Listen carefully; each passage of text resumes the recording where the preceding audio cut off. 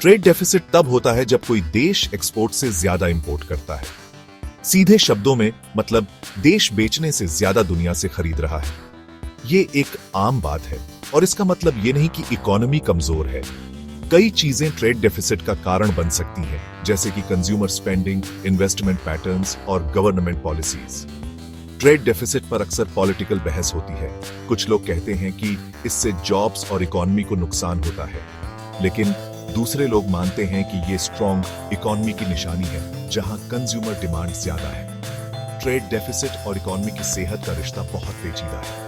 किसी देश की इकोनॉमी के बारे में सिर्फ ट्रेड बैलेंस देखकर कुछ कहने से पहले सारे पहलुओं को देखना जरूरी है।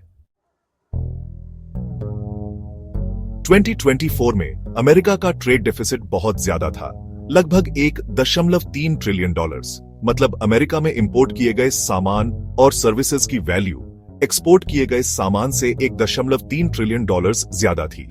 यह आंकड़ा अमेरिका के इंपोर्ट और एक्सपोर्ट के बीच के बड़े अंतर को दिखाता है। कई चीजों ने इस डेफिसिट में बड़ा योगदान दिया। टॉप 3 चीजें थीं: कार्स, कंप्यूटर्स और मोबाइल फोन, जिनका डेफिसिट क्रमशः 160 बिलियन, 100 बिलियन और 76 बिलियन डॉलर्स था। सिर्फ इन 3 चीजों का कुल डेफिसिट 454 बिलियन डॉलर्स था। इन सेक्टर्स में इतना बड़ा डेफिसिट अमेरिका में इन प्रोडक्ट्स की ज्यादा डिमांड और इंपोर्ट पर निर्भरता को दिखाता है। इंपोर्ट पर यह निर्भरता कंज्यूमर डिमांड को पूरा तो करती है, लेकिन ट्रेड इंबैलेंस को भी बढ़ाती है। रेसिप्रोकल टैरिफ, जिन्हें रिटेलिएटरी टैरिफ भी कहते हैं, एक देश द्वारा दूसरे देश के टैरिफ के जवाब में लगाए जाते हैं। ये टैरिफ अक्सर घरेलू उद्योगों को बचाने और दूसरे देशों पर अपने ट्रेड बैरियर्स कम करने का दबाव बनाने के लिए इस्तेमाल होते हैं।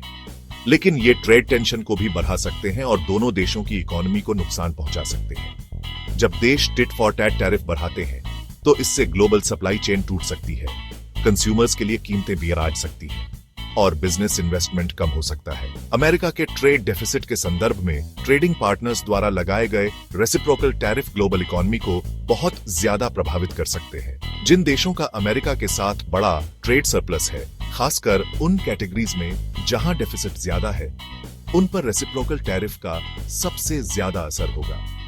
ये देश अपने खुद के टैरिफ लगाकर जवाबी कार्रवाई कर सकते हैं, जिससे ट्रेड वॉर शुरू हो सकती है।